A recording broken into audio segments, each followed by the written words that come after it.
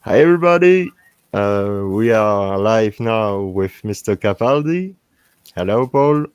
Good evening, Jerome. Hey, look at that. We were what 2 minutes behind schedule. So I mean, what's that between the two of us? Compared with the dude who can frequently be up to an hour late.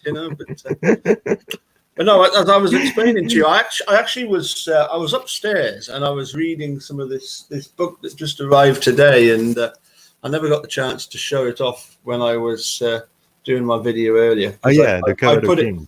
Yeah, it's written by Radley Balco and Tucker Carrington, and it's really good. What I like about it is that for somebody like me, 4,000 miles away in Scotland, because of having followed Making a Murderer for such a long time and getting to know some of the problems of the legal system, it actually makes it very easy to follow. That there's aspects of the book that I fully understand and comprehend, which maybe if I hadn't been following the case, I wouldn't have a clue what was being talked about. But no, it's very, very good. When you get a Tucker Carrington is actually the one of the people in charge of the Mississippi Innocence Project, and so you've got a. I would just ignore that comment. I would just ignore it. give it the disdain it deserves. Hi, dude. How you doing? And hi, Cherie. And hi, Kim. Hi, Cherie. Hi, Kim. Hi, dude. So it's very interesting, and I don't know if the book is able in French. I don't know. Well, it's I wouldn't know about that. I mean, it was brought to my attention that it was available as an audiobook. Oh, okay. And in fact, as an audiobook at an incredibly cheap rate. But you know what I'm like. I prefer paper. Yeah. Yeah, I'm a bit old-fashioned. So me too. Me too. So I paid the extra and went for the paperback version, and it's very good. I mean, it's a very, very well so far very, very well written, and I mean that's essential. That's essential, Absolutely. If the dude didn't have Dr. Pepper, the world would come to an end. Yeah, absolutely. So we will talk today about trial by media. Procès médiatique in French. But before starting, we will start with a news. Just what happened now. It's a letter from Brandon Dassey, who asking people to don't share the video, share the phone calls of the prison. I will show you. Paul, can you read, please? Oh, yeah, sure. In fact, I will do this, and that will make it even easier for me to read it. Hold on a sec. Yep, let me do this. Let me do this. Let me do that. And yeah, here we go. So, yes, this was actually, as you say, I think this was the Scales of Injustice, Tracy Strunsey, who got this message. So apparently Brendan has written or said, "I do not want my phone calls to be released. I feel like my phone calls with anybody are private and shouldn't be listened to without my permission.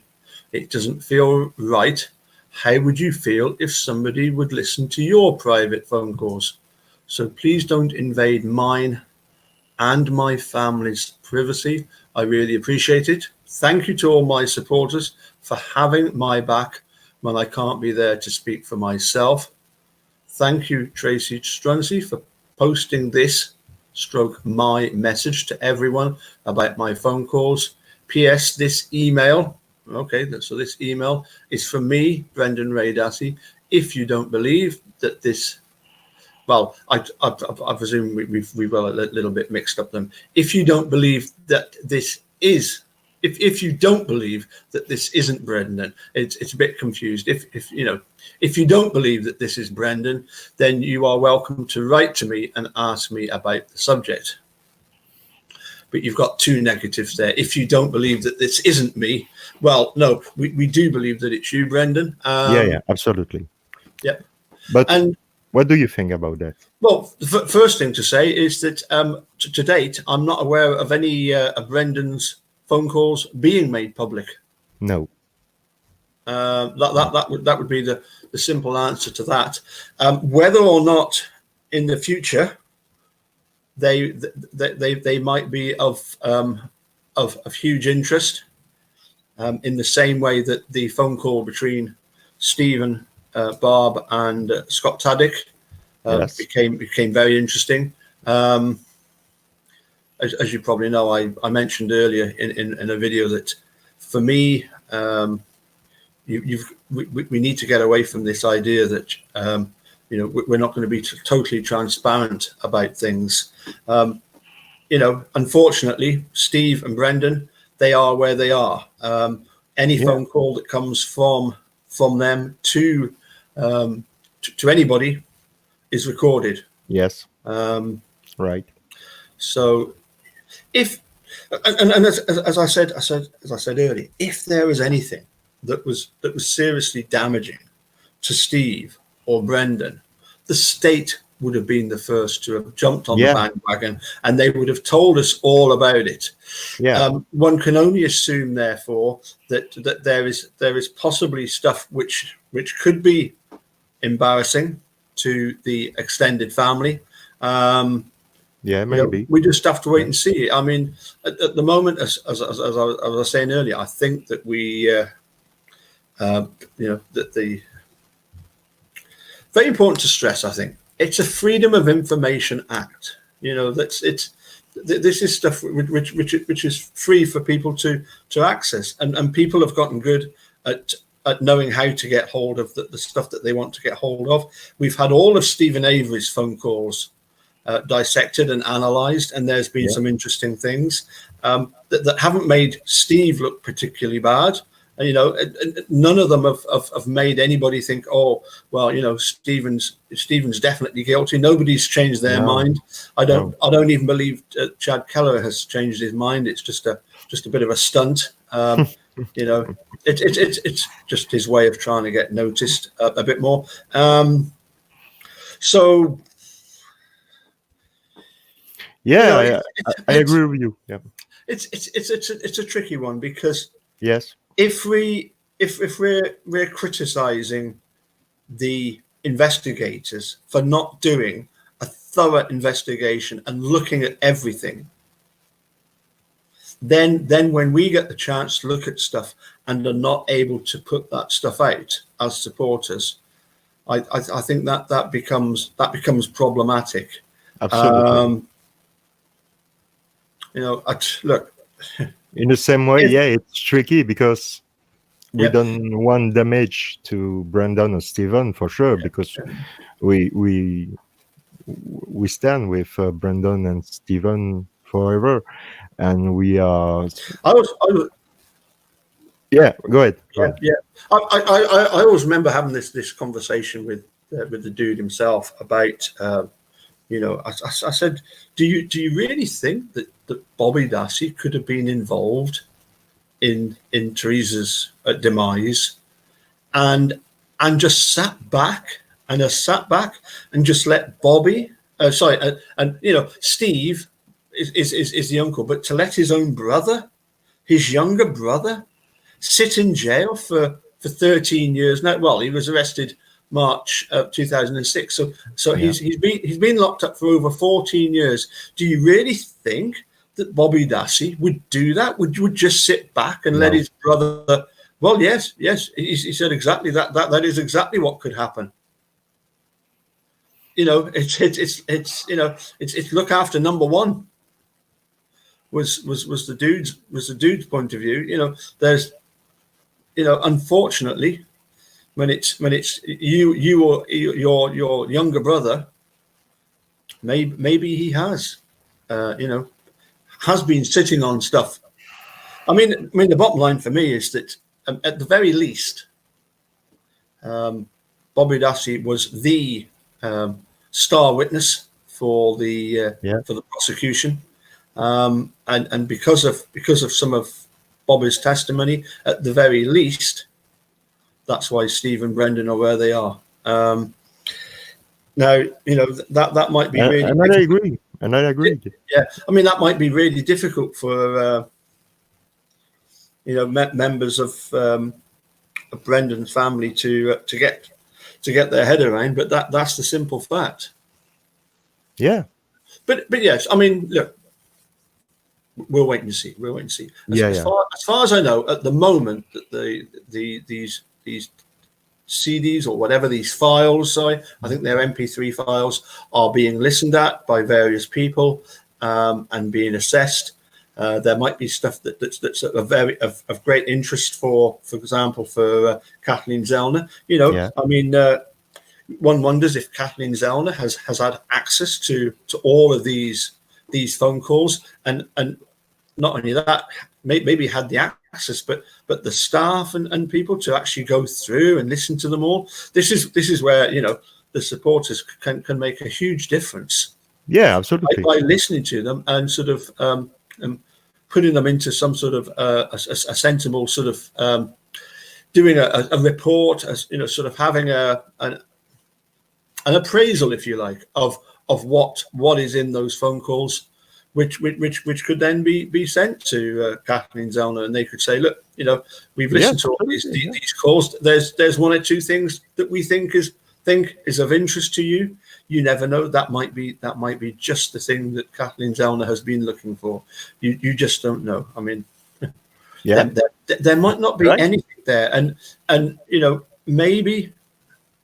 Look, if people are wanting stuff suppressed, if Brendan and various people are wanting this stuff to remain private, unfortunately, to some people that is like red rag to a bull, because that then heightens the need of some people to find out what's in them. In other words, if there's something to hide, then people are going to look for it, aren't they? Yeah. Rather than, you're right. Maybe a better course of action would have been to say nothing at all about them, because if there's nothing of any interest in them, then what was all the fuss about, sort of thing. Yeah, I completely agree with you, Paul. And my thought is the same like you. It's too early to talk about certain things, but I completely agree. Well, there you go. There's a comment from Cherie, 13608. How long it took them to listen to all of them? I can imagine. I mean, I don't even know what time period we're talking about. If we're talking about every single jail call that Brendan Dassey has ever made, then that could be 14 years worth. Yeah. Or it could be it could just be in say a 6-month period, prior to going to trial. Who knows? I don't know how much phone call you, Paul, have listened on Stephen phone call released, but me, I have listened 314, I believe, and it's a lot, and there is 1,500, I think. Oh wow. Yeah, I struggle to listen to those phone calls, partly because I can't always make out what's being said, and the accent sometimes makes it difficult. What I did find very interesting were a couple of the phone calls. Well, there's Stephen Avery speaking to Laura Riccardi, Stephen Avery talking with Emily Matasic. Particularly enjoyed that one. Stephen Avery talking with Steve Glynn. Yeah. So I have listened to a few of them, but certainly not all of them. Yeah. I remember the first time with when Stephen every call at the Stephen Glynn, Yes. and he talks to he talked to Dean Strang, and Dean Strang told him, "No, my partner is not here," and Dean Strang became after his lawyer, and there is really interesting stuff to listen in this fun calls, and like you said, we want transparency. We want because it's the way. I think I'm not. I may be wrong, but I think it's the only way we can find the truth, and in our seeking of truth, it's with everything clear and everything. You know what I mean? Yep, absolutely. I mean, it's like I said before, if there's nothing in these phone calls, then why try and say please don't make them public? By saying please don't make it public, there's almost an admission there that there is stuff there that is embarrassing, but I don't see how it can be that embarrassing for either Steve or Brendan. Also, it's not as if anything could make Steve or Brendan's position where they are any worse. No, it's not going to make their situations any worse, unless there's something that we've missed whereby Brendan Dassey comes out with some alternative stories as to what him and Steve did with Teresa Halbach, but I very much doubt that there is anything like that, because I don't. Quite frankly, it didn't happen. No. But yes, maybe we get to hear, or at some point in the future, we will get to hear more and more about the pressure that was brought on the whole of the Dassey family. Yeah, absolutely. Because it was quite clear that Wiegand and Fassbender's main job was to try and set family members against one another. Oh yeah, destroy family. Yeah, this is their job. Divide and conquer, isn't it? Yeah. Yep. Anyway, what was the main purpose of the evening? Was the trial by media. Yes. Procès médiatique in French, episode 1.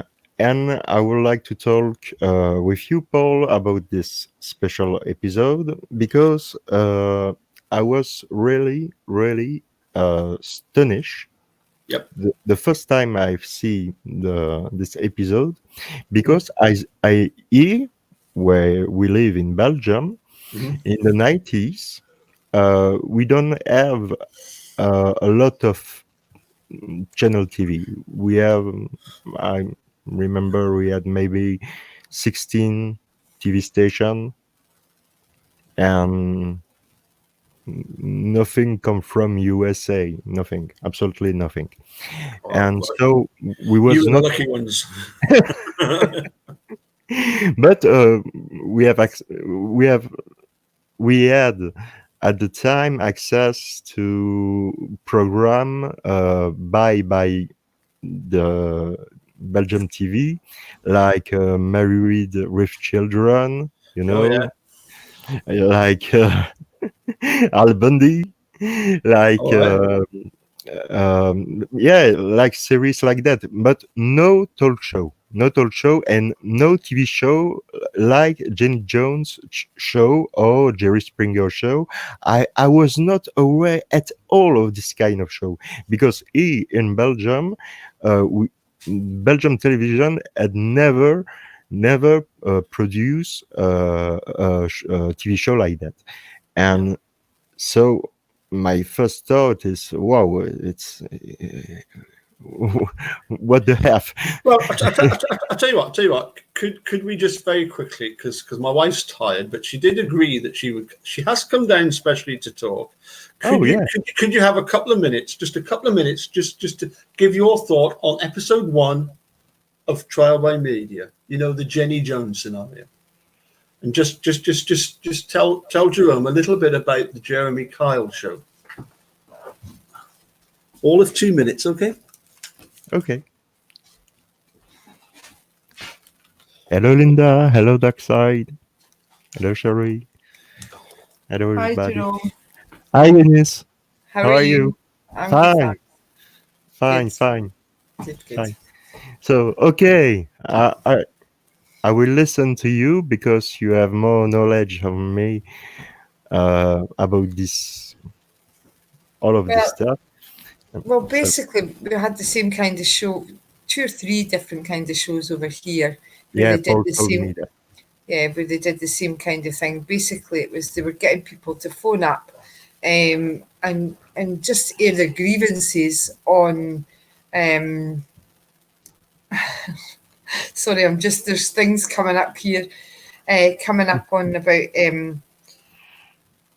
talking about like if there'd been children and they'd left their partners to have affairs, and just silly, really petty grievances. And for some unknown reason, the show really had it big, and it was a morning show, and there was a lot of people listened into it and watched it and stuff, and then basically we're going on the show and just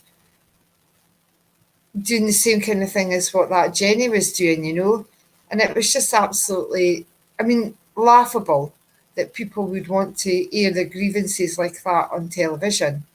Yeah. To get attention more than anything. There was fighting, there was brawl. It was just absolutely crazy.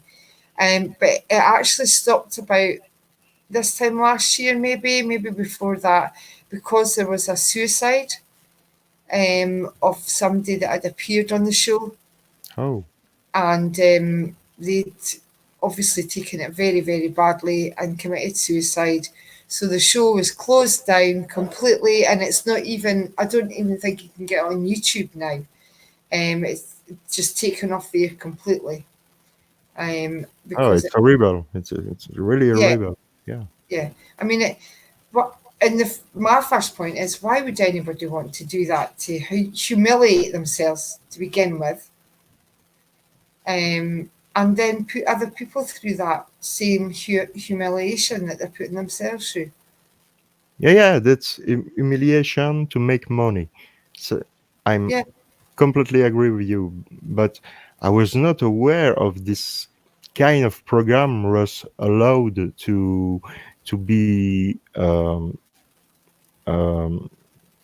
show on TV, because here in Belgium we have a control, a kind of police control of the television, who watch the show before and tell you if it's okay, or if you want to remove something, if you're not allowed to speak of something, or the called the CSA in French, and this is a privacy stuff, but this is for the Belgium television. Right. That's why a TV show like Jenny Jones show never come. Yeah. Never come in Belgium, because in first we it's hard for me to explain, because I've never seen a show like that before, never in my life, and I have 41. And I know. And it just beggars belief that I think the main thing is that people would want to put themselves through that in the first place. Yeah, but why? Yeah, exactly. Because for why? For why? Because it's really dangerous, and when you know the TV show, and because in this case, I'm sure Mr. Jonathan Schmitz and Mr. Scott Amedure was aware of what happened is this kind of show. So, and they agreed to go and talk about stuff. And I don't understand why people want to go on TV to talk about personal stuff, or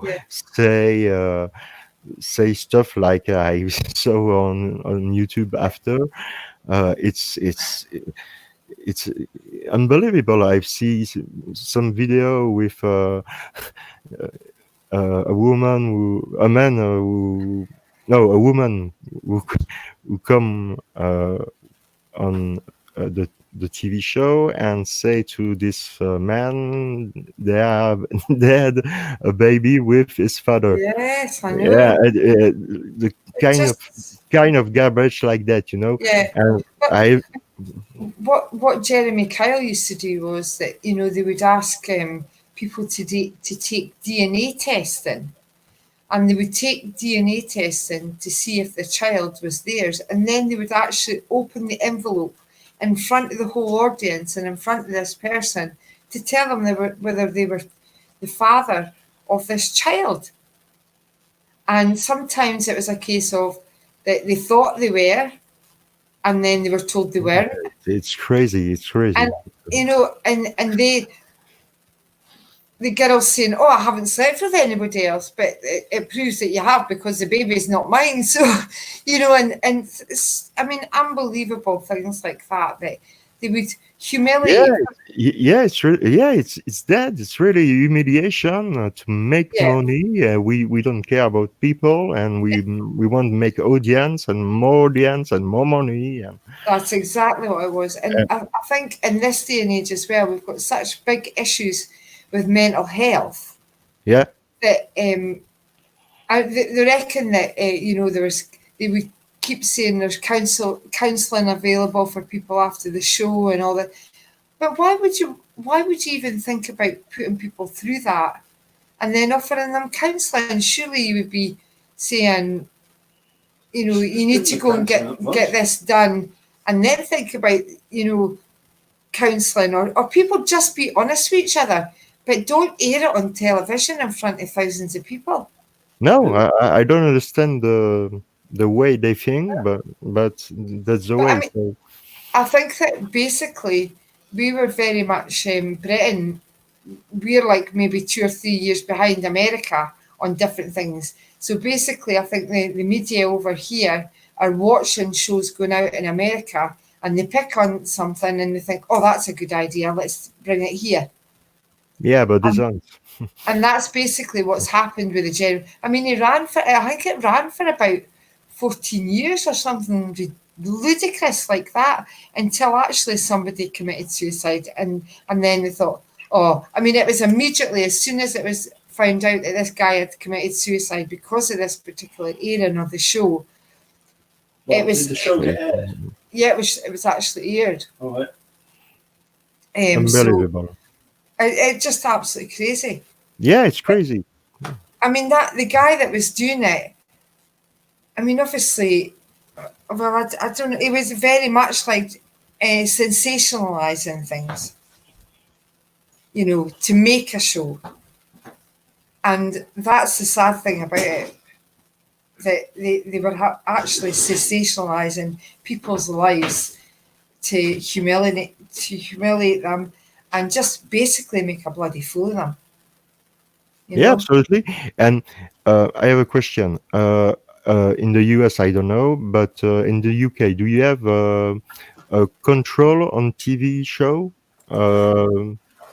I think they must. I think they must do it to some certain extent, but obviously not to the extent as what was needed. But I think since then, since he was taken off, there hasn't really been any other shows like that in Britain. So they obviously just said, "Look, this can't go on. You can't do this to people." But you know what the saddest thing about it was that people were actually wanting to do it, and that's what I can't understand. Why would you want to put yourself through that? No. When I see the first episode of Trial by Media, I see Jonathan Schmitz completely astonished on the TV show, on the Jenny Jones show, by the declaration of his friend Scott Amedure, and it was we have a Sorry, Paul's got his phone on at the same time. We have a guest. We have a special guest. Yeah, it's listening in it. Oh.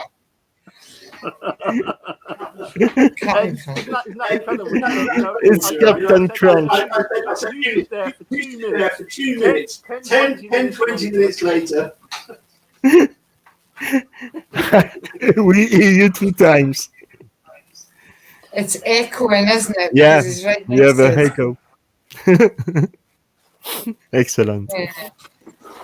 Yeah, and I was really hurt by the fact of the after the show, nobody was aware of the situation if Jonathan about Scott have take well his what he tell on the television, and after we will talk about everything of this. Please go and turn that off because that's really annoying. Sorry. It's a headphone. It doesn't work, so not sorry. Okay, I'll turn it off. Sorry about that. I tried. I know, I'm very trying. No, it's cool. Very trying. No, it's cool. It's cool. Come on.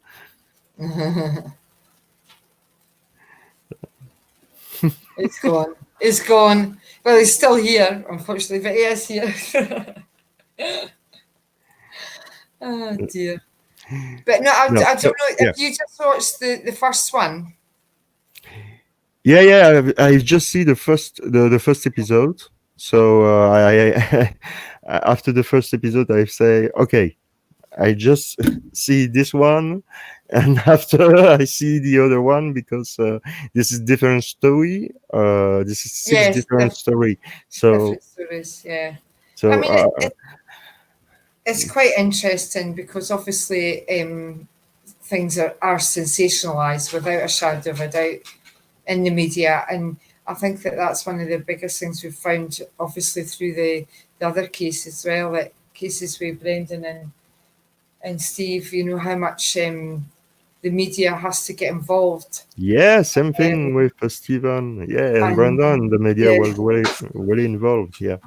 So the stories that it's to say, you know, what's going on at the moment with coronavirus. I don't know what it's like with you, but I mean, certainly over here, we know that we're not getting told the truth.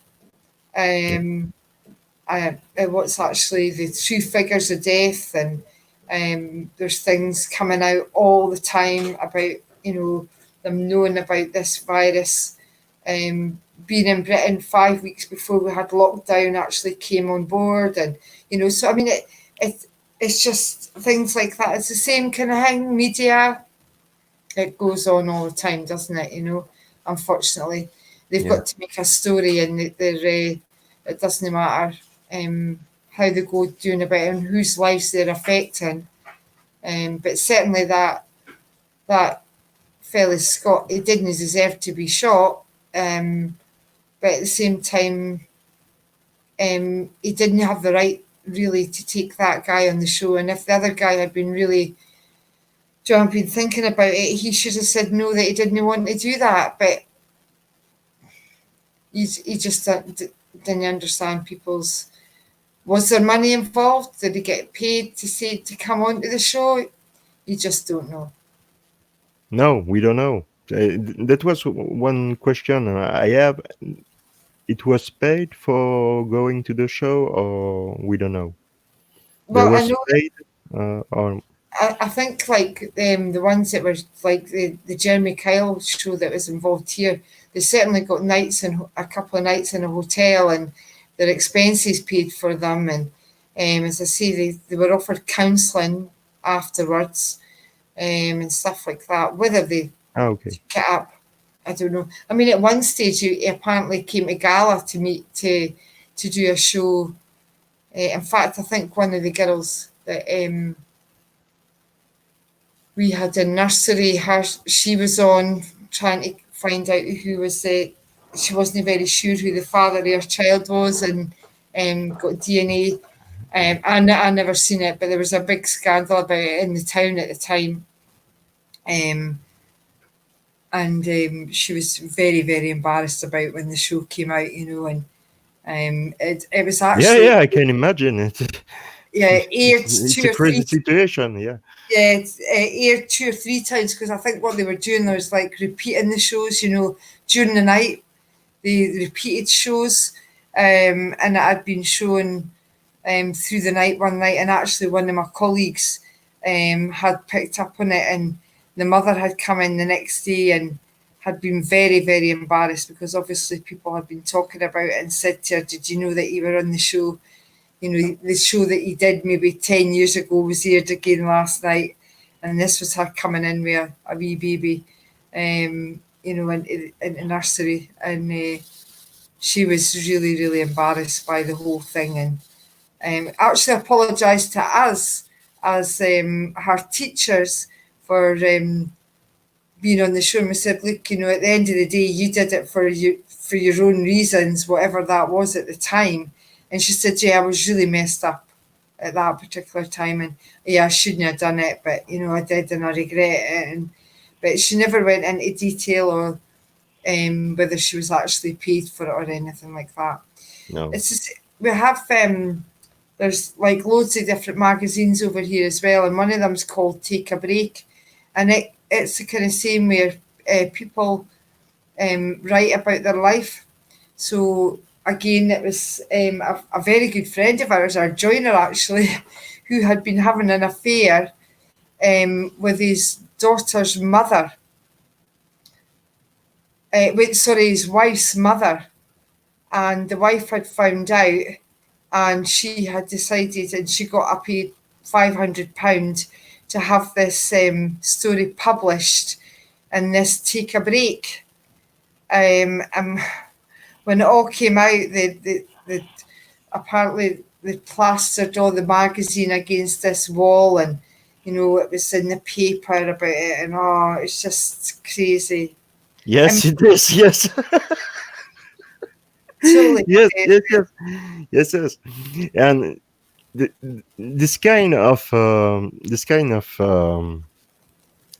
paper you talk about, we don't have here in Belgium. We don't have this kind of paper, and that's why I'm laughing, because it's for me it's strange, and in other way it's bizarre. So very bizarre. Very, very bizarre. Yeah. For me, so we will start on the beginning. Yeah. Okay. We are we looking on the chat? I say say hi to everybody. Hi, Linda. I noticed that you put up. Nice seeing me. Nice that you're on here, Linda, listening. Linda, Alice, Darkside, Sean, Glenn, Sherry, Ericozy, Justin, Alice. Mm-hmm.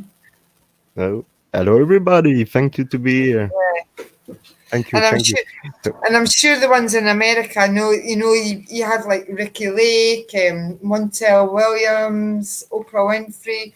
I mean, not quite so bad as that, some of them, but Ricky Lake was another one. You know, I mean, there's loads in America that shows like that people are going on and just wanting to air their grievances online, but actually on the TV. But you know, people have got enough going on in their lives that they would.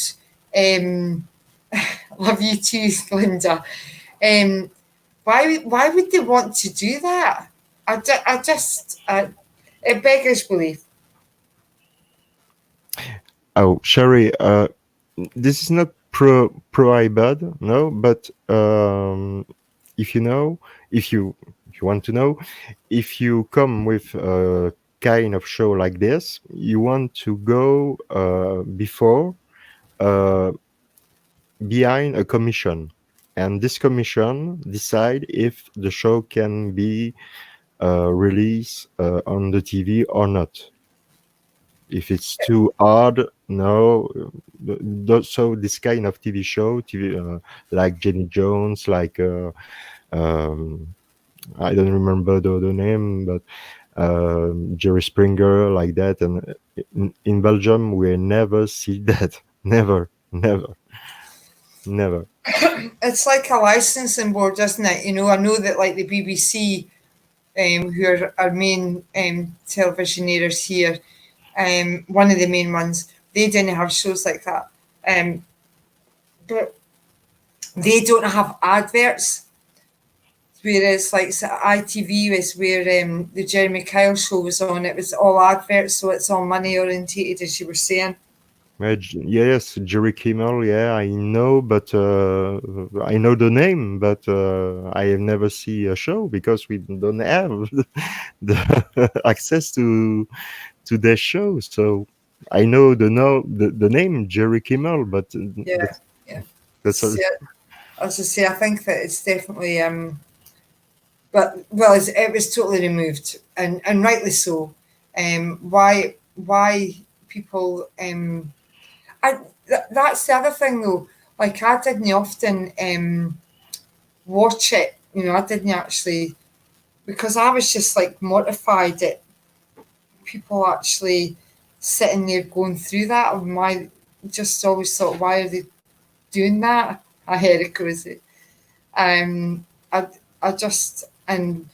was just, it got to a stage where, as I say, it was the same kind of thing, like Jerry Springer was always one that always made me laugh because all the fighting that they went on stage, and that's basically what Jeremy Kyle was getting like. It was just getting to the stage where it was just ludicrous. Yeah. It's just shit telly, basically. Yeah, garbage. Yeah, it's garbage. Total garbage. You're not allowed to swear, by the way. Oh, sorry.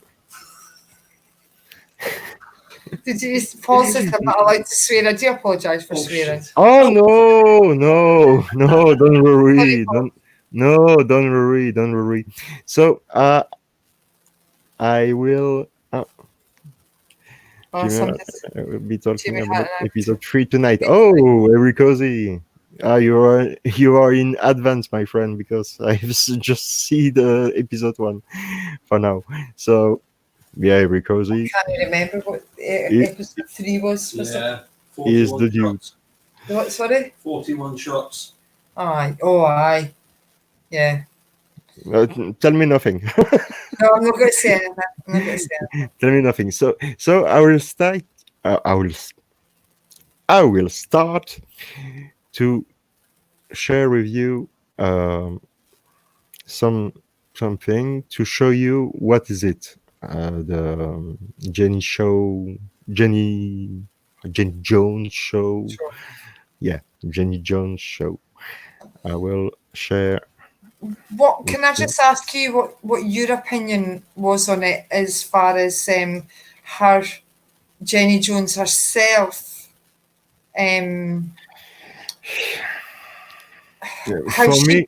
How she portrayed it? How did you when she was in court, sitting up on court, and that lawyer was coming on and saying about he was trying to be quite. The guy was Fieger. Yeah, Fieger. Fieger. Yeah, how he was really good. Yeah. he smooshed her to begin with, smooshed her into a false sense of security with some of the questions that he was asking her. One of the questions, was it not about sex, Paul? Was it not about, I'm trying to think, how would you like it if somebody wanted to come and ask, you had a secret admirer and they wanted to tell you about it, but they didn't know how would you feel? And she said, I might quite like it. She was quite flippant about the whole thing. Yeah, for me... I thought as a presenter, she didn't actually come across very well. She thought she was doing well. But then when he went in for the kill, it was absolutely hilarious. I thought he did amazing. Did an amazing job on her. Yeah. Jury fight, yeah. I agree. I don't understand 1 second this woman. I don't, but really, I don't understand, because this is his work. She know what she do in this show, and she exactly know what she do. She does. What she do, she does. Yeah. Excuse me for my English. No, it's fine. It's fine. So when she invites Scott Amedure to talk about this secret to his friend Jonathan Schmitz, she knows exactly what she does. She knows exactly. She are waiting. That's my point of view. Mm-hmm. She are waiting for something happen for more audience, because more audience, it's more money, and more money. That's the American way. But yeah, I think as well, should obviously we didn't see the whole show being aired as such, but you got the clips, and then it materialized that afterwards when she was she'd asked him before. Just before, if what would you want to do to him? Yeah. And he'd said about in his hammock and champagne and cream. For crying out loud, what is that about? Just no, I don't understand. I really don't understand this woman. But you wonder whether that's her own material or whether there's other people feeding her, saying that, feeding online, saying that you should be asking this, you should be asking. You just don't know. The whole army. Yeah, a whole load of people, producers behind the scenes, Yeah, but it's a rebel. But sensationalize it even more. Yeah. But it's a rebel because you play with people, with real human being. You play with life, and you don't play with life of people. We don't play with. You don't play with people. Never. You are not God. We are not God. We don't play with people like that because we need more audience or we need more money. No, we don't cheat with people. We don't act with people. We don't control people. We don't want to do that, and I don't understand why this kind of show are so famous. I don't understand. I don't know. It's like everybody, they say that everybody should have their 15 minutes of fame. Yeah, Andy Warhol. Yeah, Andy Warhol. Yeah, and I mean that's how some people obviously thought that it was worthwhile having their 15 minutes worth of fame or whatever. There's 2 minutes worth of fame. Yeah, it's 2 minutes. Yeah, and today it's maybe 10 seconds, but I don't understand. And Alistair, the production team and the presenters knew what they were doing and going. So that's what's the the meetings they have in the mornings before the show read for IMAO. Yeah, I agree. Yeah, they obviously do. Yeah, absolutely. And that's why I don't understand this kind of stuff, but I will show you now. What is it? Mm-hmm.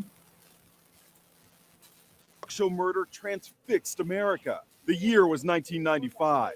Jenny Jones was a daytime talk show host who specialized in edgy topics and ambushing guests. Jonathan Schmitz was told someone had a secret crush on him. He thought it was his friend Donna Riley. In fact, it was a gay acquaintance, Scott Amedure. Well, guess what? It's Scott that has the crush on you. You lied to me. 3 days later, he shot Amedure dead and called 911. Okay, calm down, okay? Okay, why did you do that?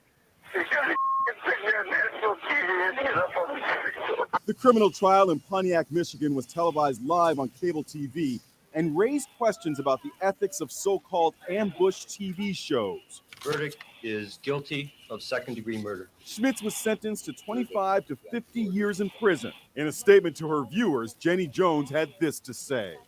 As much as we all regret what happened, the fact is that this tragedy is about the actions of one individual. The Amedure family sued the show, and Jenny Jones squirmed on the witness stand. Jonathan Schmitz had not been told that the topic was same-sex crush and that his admirer was a gay man. I don't know what he was told. That was the truth. The family was awarded $25 million, although the decision was squashed on appeal.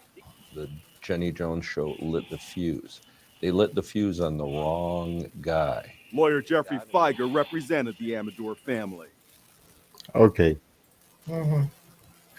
I'll just share this because, like I said before, here in Belgium, people are not aware at all of this kind of show. So I will show what is it. Yeah. So, and this is it. Yeah, it's just absolutely ludicrous. Playing with people's lives, but then you play with people's life. Yeah, and I'm defending the television programmers. They've asked for these people to come forward. Yeah, and these people have done it, and so, they are not prepared. And no, they're not prepared. They are not prepared, and that side, I agree with you with his father attitude, because this is a good point. But it was for later. Yeah, I mean, but, obviously that lad had a serious problem with his upbringing. You know, I mean, his dad was very bigoted. Towards gays. And I mean, but then you're talking back 85, you know, when the trial was going on, 89 when they did the court case against the producers, the show itself.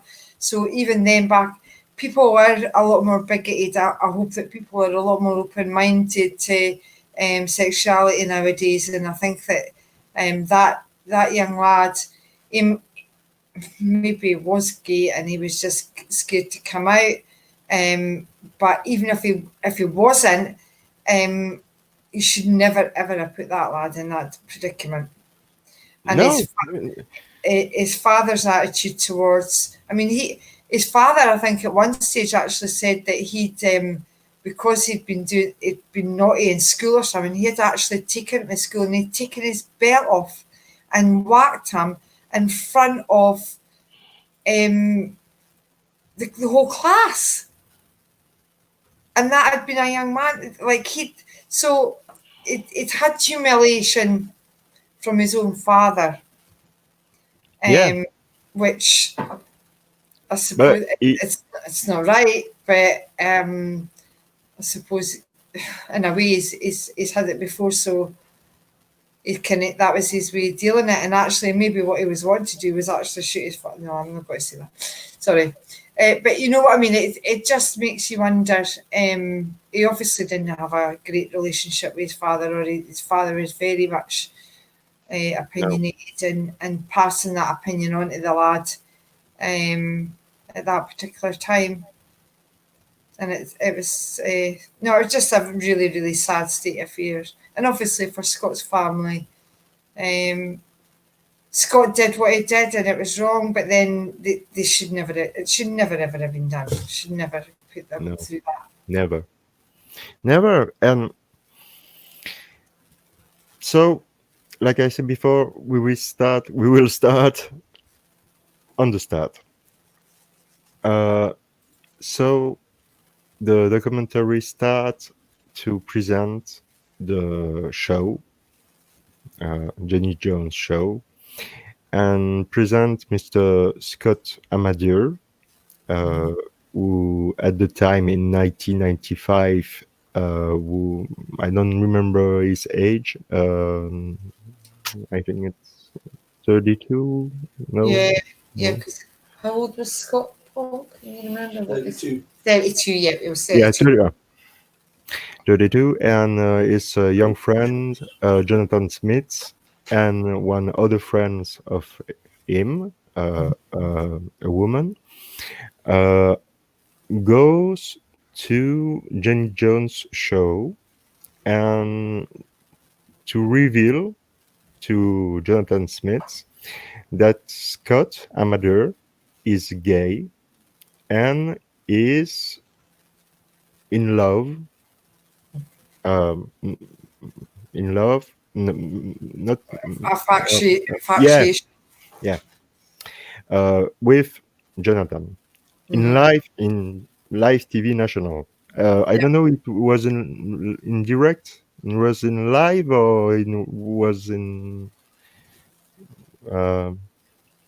delay.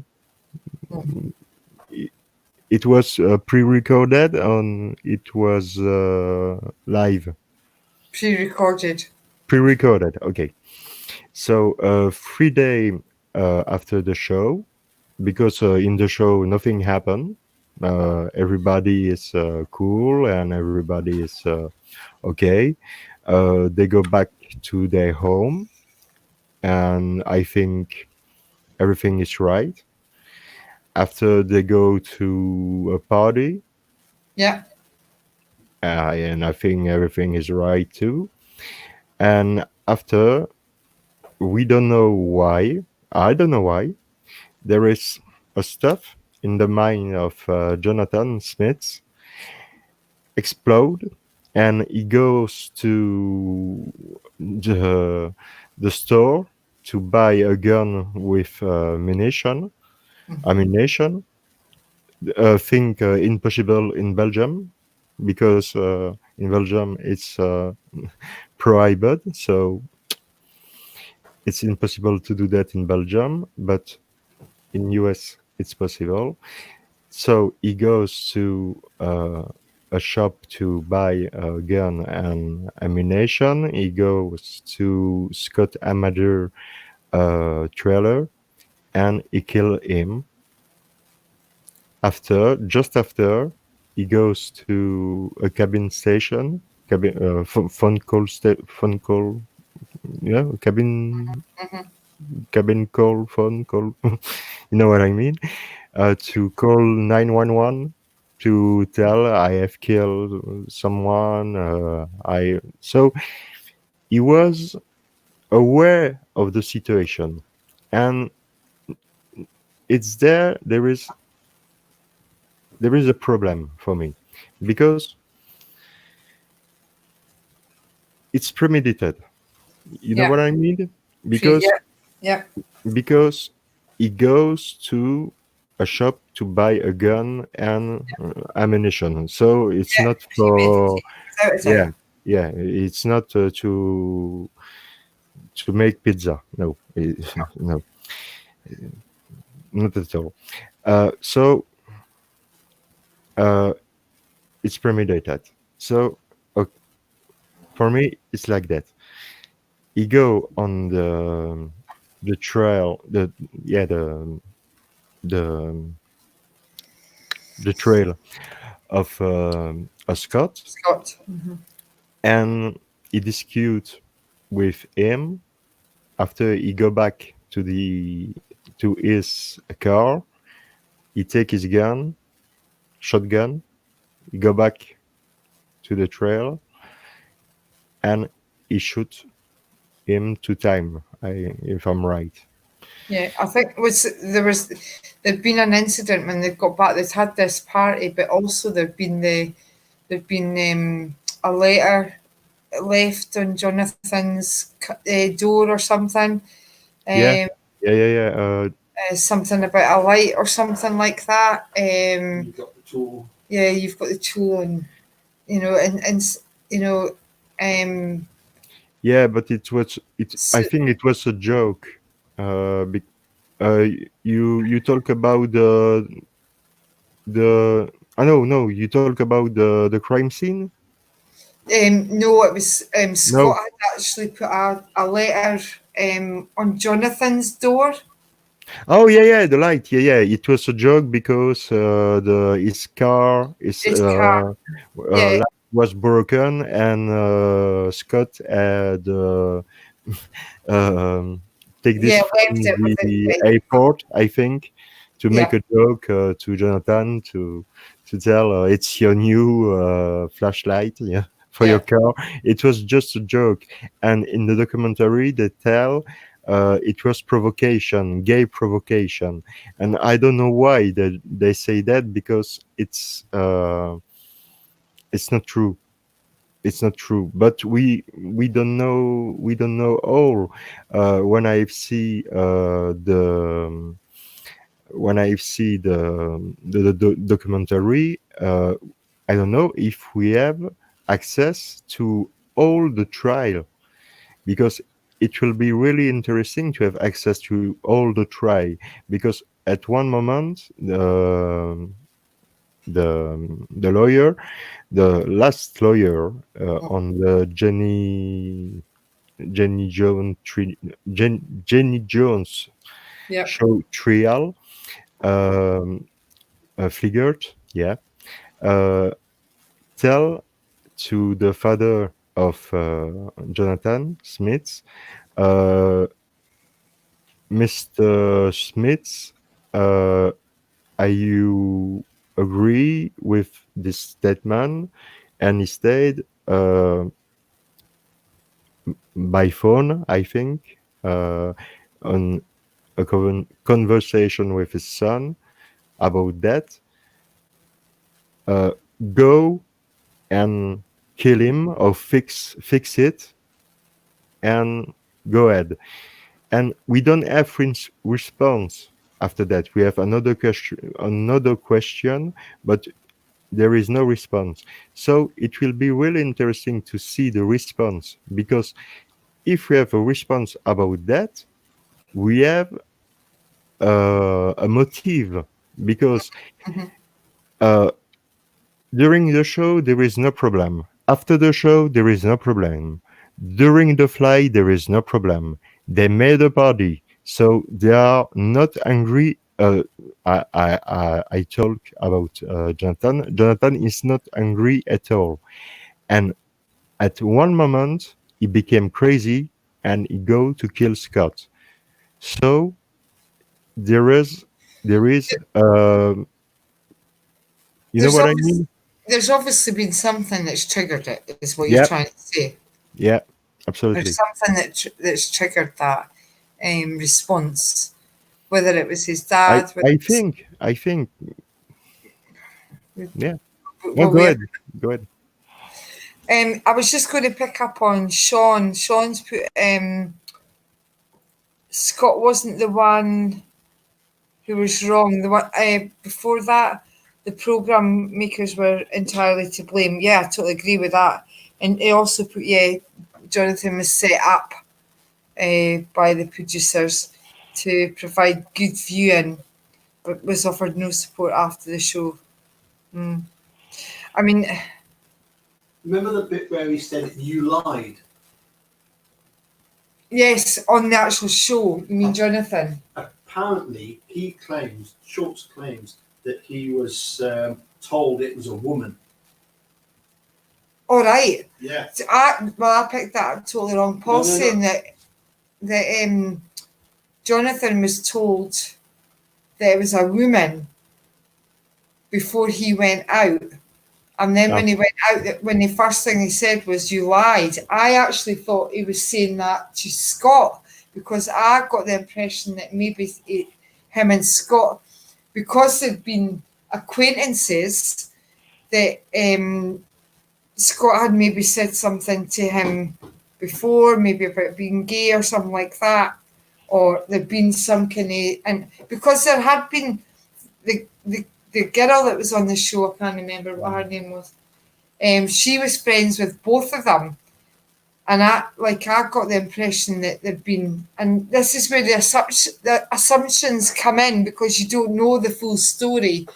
I just assumed that she'd said, "Oh, did you know that?" to Jonathan, "Did you know that Scott was gay?"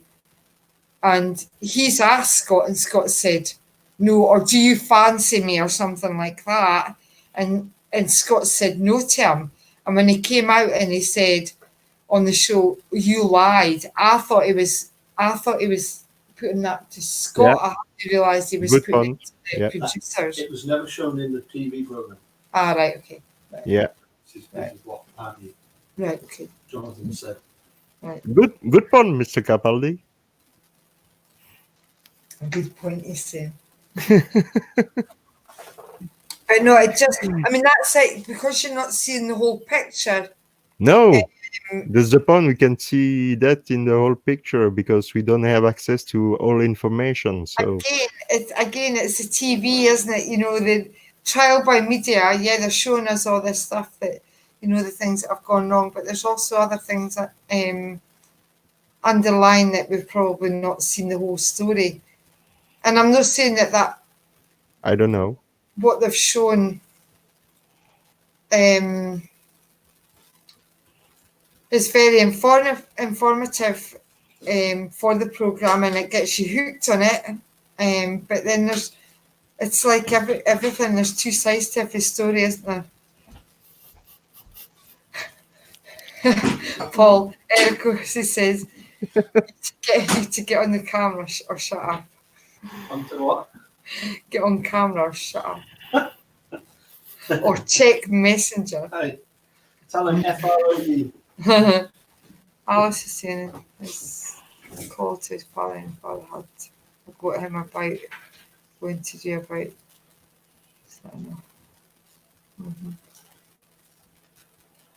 Yeah.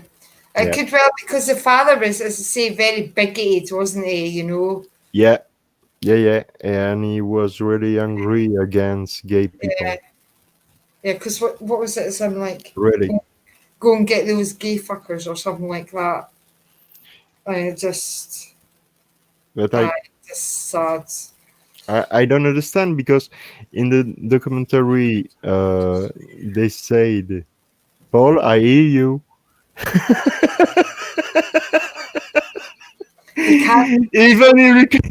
Even the dude.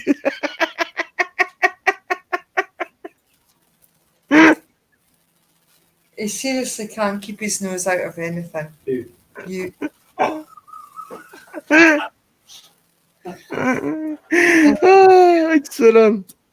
Excellent. Some boy. Dude, if you want to join us, or if any one of you want to join us, you're welcome. So I love, but on this case, it's really tragic, because there is people who try to make money with playing with people and with people's lives, and it's wrong, and it's sad, and it's bad, and I think the biggest thing about the whole thing is that people have got enough going on in their lives without airing it on TV, and whatever it is they're offering, whether it be counselling, whether it be money to come on, it's just totally and utterly wrong that they're putting these, basically dangling a carrot in front of them. Yeah, but it's bizarre, no? Yeah, absolutely bizarre.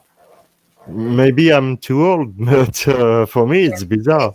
It is bizarre that people want to do that. I don't understand why they want to do that, but I would no, because I'm just saying I'm being very judgmental, because a lot of the ones certainly in Jeremy Kyle latterly, thanks, that people were from disadvantaged backgrounds. There are two sides to every story, without a doubt. And I think that's, people that maybe haven't got the greatest of lives, and they're getting this little carrot dangled in front of their noses, whether it be money or even a chance of maybe getting counselling to help their lives move on from where they are, because they've maybe been down a route of trying to get counselling and not had any chance with their doctors or whatever, and they're getting this carrot dangled in front of them saying, if you come and tell us your story, we'll help you, we will support you through this, and we'll give you counselling to make your life better. And, people that are maybe really down on themselves, for them, it's maybe a really good opportunity to make their lives better. And that's where they feel that by doing that, they're maybe going to get help to get out of the situation that they're in. You don't know.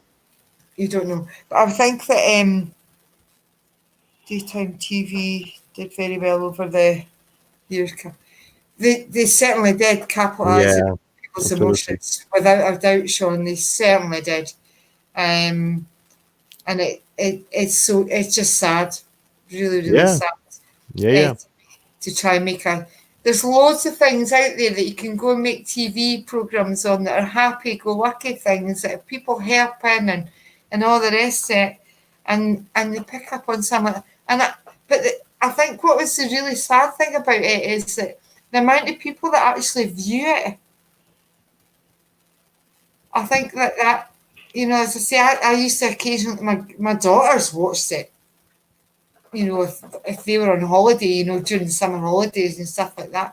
And I would say that just turn that crap off, Yeah. Just turn it off, because it's just crap. Oh yes, it's crap. But there's, the amount of people that did watch it, folk coming into work and they were discussing what was on the Jeremy Kyle show, and I did watch that. Watch it. I'm not interested in it. But it's funny. I'm going on in my own life without having to worry about other people's nonsense. No, but it's funny because you know what you talk, audience know what you talk, but I don't know what you talk about because I not see the same program, but I think I have. It's a chance to don't have this kind of program, because when you see program like that, you just want chance. People's lives. No, it's. I mean, I'm just in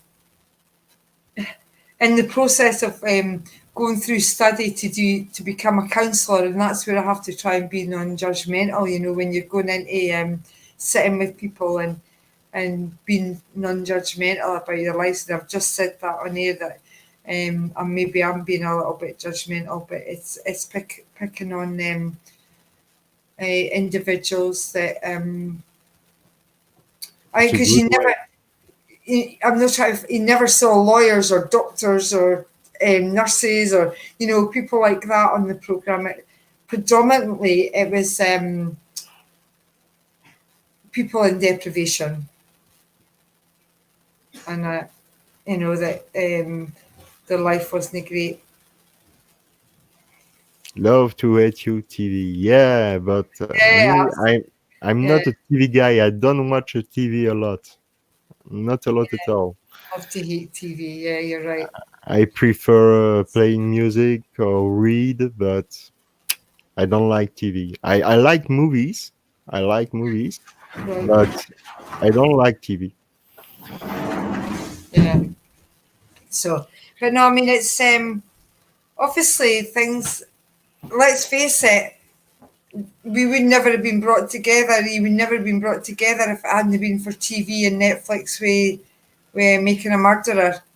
You know, so in some cases there's very much a need to bring things to the forefront for people to get together, and the world that Paul now lives in, as far as Making a Murderer is concerned, is really it's valuable to have been able to get in touch with all these people and have all these different discussions, and you know, the fight that they've got for Brendan and Steve is brilliant.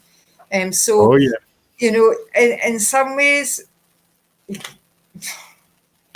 you know, you've got to feel that it does help in some respects, doesn't it? You know, it's obviously brought a massive community forward to fight for these guys.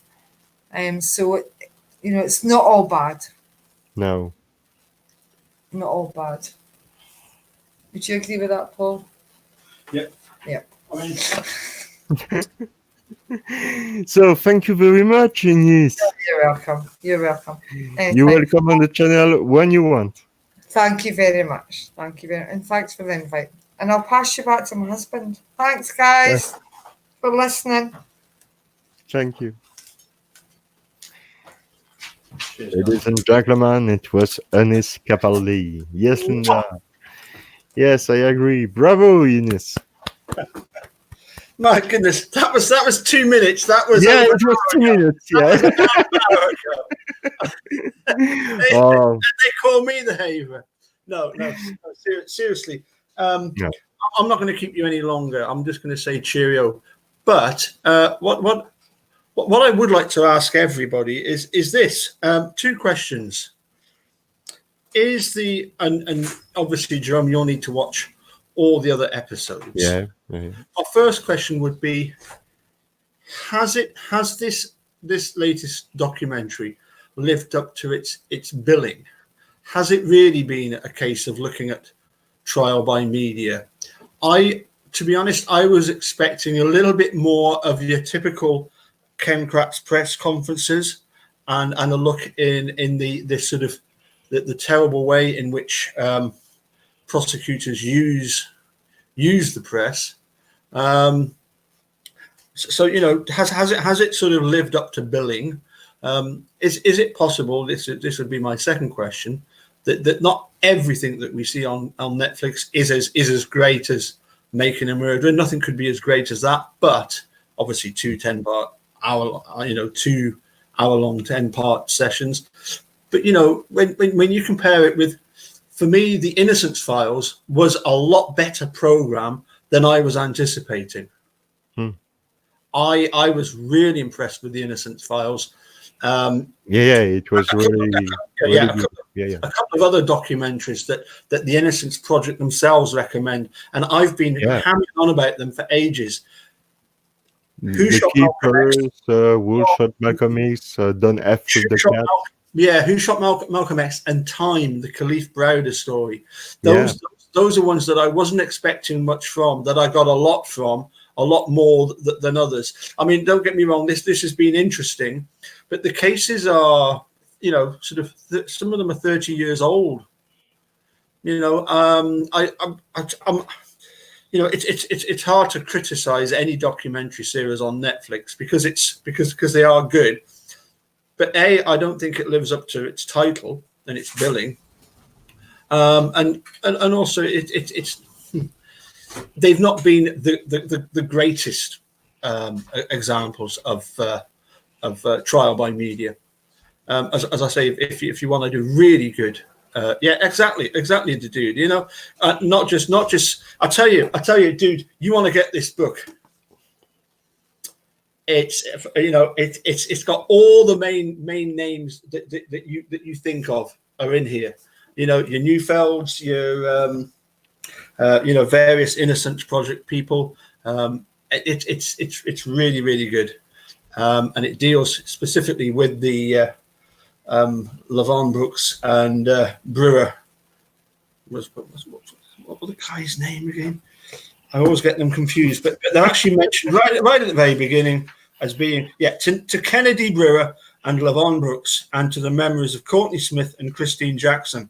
So this book was obviously well ahead of the Innocence Files, and this book is what those first two documentaries is based on, and of course all of Haynes and Michael West. Anyway, we're digressing. We're digressing. No. This is true. No. This is really interesting. Yeah, I mean, look. Sorry, just one point. Getting back to the case at hand. There is a question of Linda just before. Well, that's that. Obviously, you've got your, the one of the executive producers is George Clooney. I mean, look, I think when you're covering cases in such small detail, an hour seems like a long time, but you can't cover everything in the case, can you? No. This is why Making a Murder is so epic. Because it is 20 hours worth of fantastic investigative journalism on behalf of Moira Demos and Laura Riccardi, but also it covers the brilliant work in episode 2 of Kathleen Zellner to actually try and figure out what the hell was going on.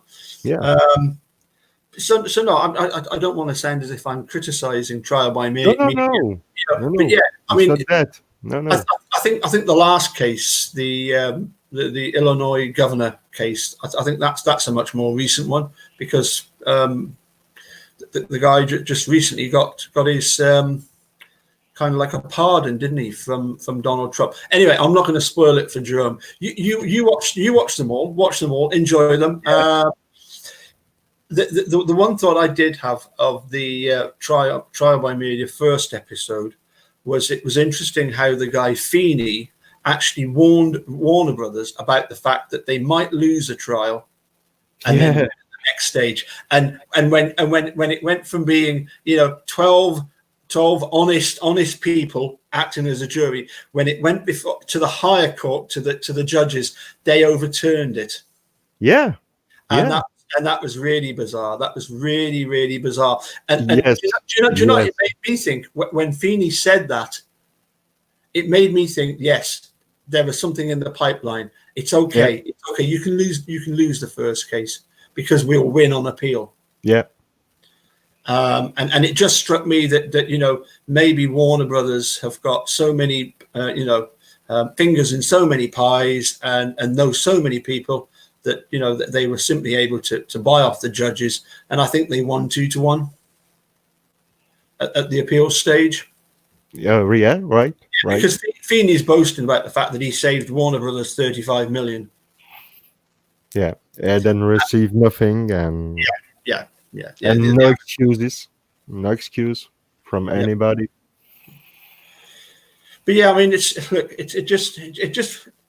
I mean, hearing what Eunice is saying, it just begs a belief these people that go on these shows that they're so desperate for their 10 minutes of fame, and to be able to say they went on a show, it's just ridiculous. As Eunice pointed out, you won't find, dare I say it, professional people, doctors and lawyers and stuff like that, going on that type of show. It really is the gutter TV, isn't it? Oh yeah. I mean, I'll ask you, Jerome, one final question. How do you think a show like that would be received in Belgium? Not good. No. Not good at all. After one diffusion, game over. Up. Yeah. I mean, was it not? I mean, I know that you are Belgium. You're not in France, but I mean, somewhere like France, you even have situations. I seem to remember when one of the former presidents of France was at his funeral, the TV actually said, well, there's whoever the president's wife, and there's his mistress, and it was as if, if that had been the UK, everybody and his dog and his cat would have known who the mistress was. It would have been everywhere. You imagine that in America. I know. It would have been everywhere. But yet in France, that's the mistress, and it's accepted that people have these private lives. Funny how we're talking about people having these private lives when we started off talking about Brendan and his phone calls being kept private. And at the moment, I've just seen a post that says that at the moment they are just listening through, and they respect the fact that people want them to be kept private. Again, I would just say that by putting that request out so early, please just keep them to yourselves. That in itself makes people suspicious. I'm not saying I'm suspicious. No. It makes some people suspicious. Yes, some people. Will naturally lead some people to ask the question. Well, if you don't, what do you don't want these calls being made public, what is it you're trying to hide? Yeah, what do you want to write? Yeah, that for me is the problem. Yeah. Some people think like that. Yeah, I know. Yeah. And Alice the problem, has put a comment there. American something system for you. American. What's that second word? That word American, does not. That word does not go between American and system. There's no forget that word in the middle. It's a legal system. It's a corrupt and very to use the technical term, wonky legal system. As I am finding out in this book. Anyway, Jerome, you have done an hour and a half just like that. Oh. Look at that. You didn't even realize, did you? You thought you'd done about half an hour. Not at all. Yeah. So finally, tell us about this drum kit that you're putting together. About you talk about what you are talking about? Well, you showed me pictures of a drum kit that you were putting together. My drum kit. Drum kit, yeah. My drum. Yeah. What it is, I noticed that there was no cowbell. Get in touch with the dude. He's got plenty. But we will make a band. An international band. Absolutely. You need the cowbell. I think it's for 2 tracks. One of them is Don't Fear the Reaper by Blue Water Cult. The other one is at the start of Honky Tonk Woman by Rolling Stones. Yeah. You definitely need the cowbell for that one. And the dude is going to sing it.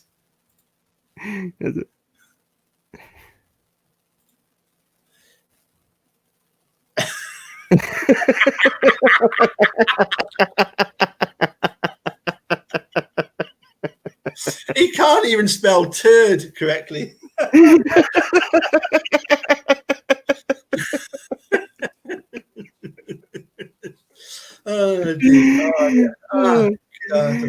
This is the dude. What would you do with him?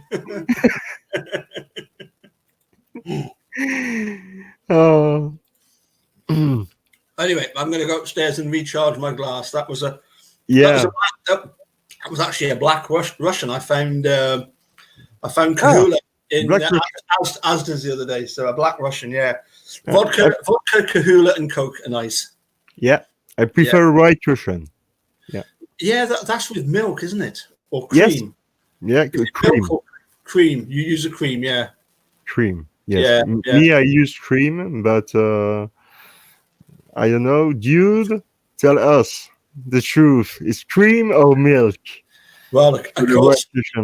In the Big Lebowski, they even use the powdered milk, doesn't he? You know. Yeah, a powder. A little powder. Yeah. Yeah. Oh. A little bit of powder and powder of milk, I think. Okay. Dude, I believe that the dude and Jamie, Sam William Henry 852 are going to do a little video later on this evening.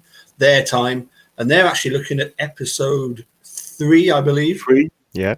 Episode 2 or 3. I think episode 3. I think I'm going to join them tomorrow to do a little bit of episode. Look at episode 4, which I mean, look, they were all interesting cases. Don't get me wrong. Yeah. It's just that, you know,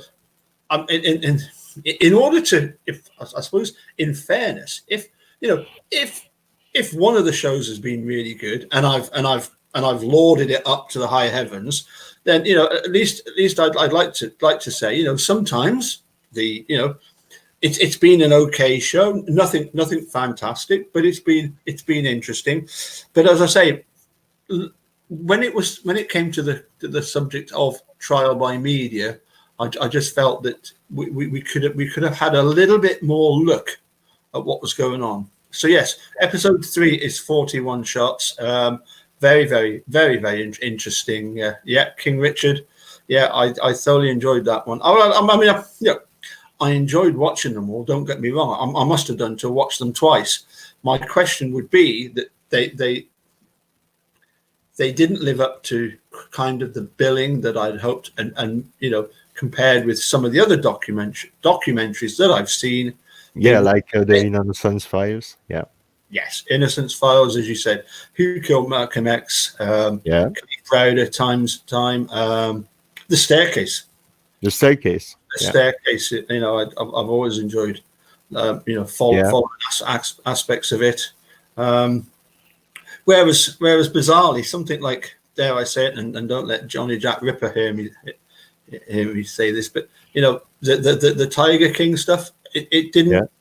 It was interesting, but you know, it didn't get me all riled up the way that, for example, Making a Murderer did.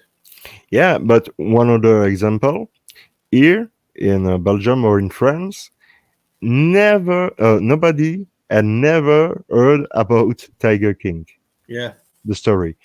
Nobody, and that's why I tell all the time everybody, hey guy, you live maybe in Belgium, but you live in the world, in the entire world, and what's happened in the US or in the UK, what happened to you here. So be aware of the situation of the world. Yeah. And what I would say though is maybe if we get together and have a quick chat about episode 2. I will watch. Which is about a vigilante killing. I would say to a lot of people, look at another case here in the UK of a farmer called Tony Martin. Martin. Yes, he was actually convicted of killing a youngster for breaking into his house, trying to rob his house. So very interesting to compare the attitudes of people over there with here in the UK. Very, very similar. How can you possibly convict somebody of murder for defending their own property? You know, it's interesting. Anyway, so yeah. I'm sure everybody in the UK remembers the Tony Martin case, and I watched a really interesting documentary about it last night. So if we get together and talk about the vigilante Bernard Schultz at some point, that would be good. Yeah, I will watch the entire season this night. Yeah. Oh wow. I'm not. I'm not sleepy at all. So you're a bit of a night owl, aren't you? Yeah, I am. You say you're not going to sleep all night. Is it a full moon in Belgium tonight? Not tonight, but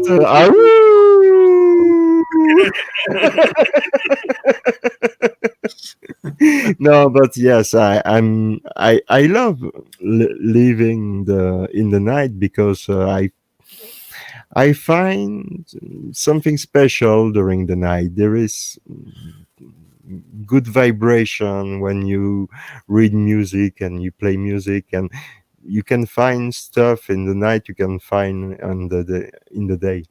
So Yeah, sometimes I prefer the night, sometimes I prefer the day, and for now, I prefer living the night. Yeah. Okay. Yeah. Yeah. No worries. I mean, But look, I mean, being a musician. yeah, you are. Sometimes And a good, on a Friday, Saturday night, it could easily be 3 o'clock in the morning before you get home. So yeah. Well, enjoy it, and listen. I'll catch you when you've well, if you say you've watched them all by tomorrow. Yeah. We'll get together later on in the week and have a look at some more of the Absolutely. some of the issues that come up. Okay. Miley, you're always welcome on the channel. If nobody understands the joke, it's a Monty Python joke. Yeah. My leash. Yes, indeed, yes. Okay, so what did it say? Romans go home. So this Roman is going home. Catch you later. Catch you later. Bye, Paul. Bye. Thank you. Bye. Pleasure. Thank you very much. So it was Mr. Capaldi and Eunice. So thank you very much, everybody, to have watch the show.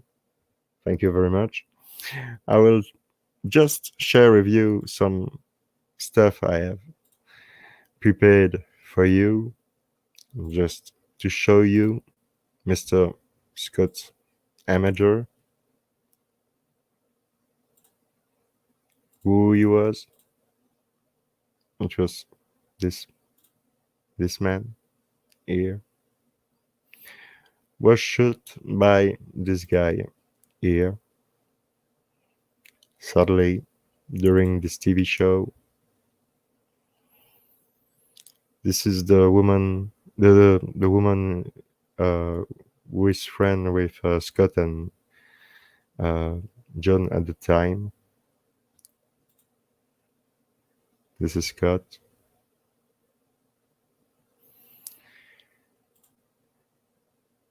This is really sad story, and I'll show you other things.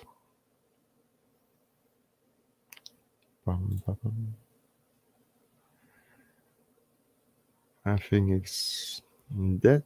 Yes. Who is Jenny Jones? The Jenny Jones Show was an American talk show hosted by Hannah.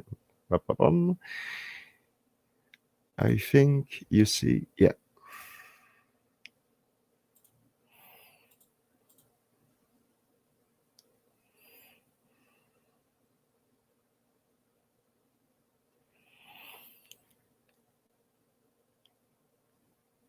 Yeah, this is a story with the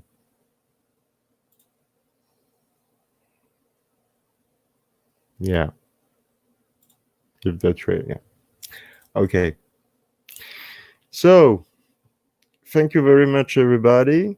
I will go watch the entire season because I need to take my how can I say?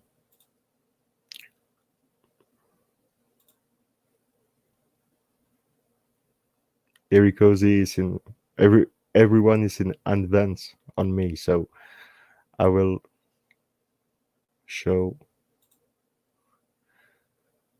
watch the show. I will watch the show.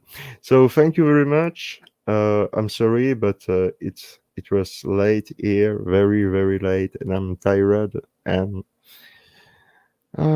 you know.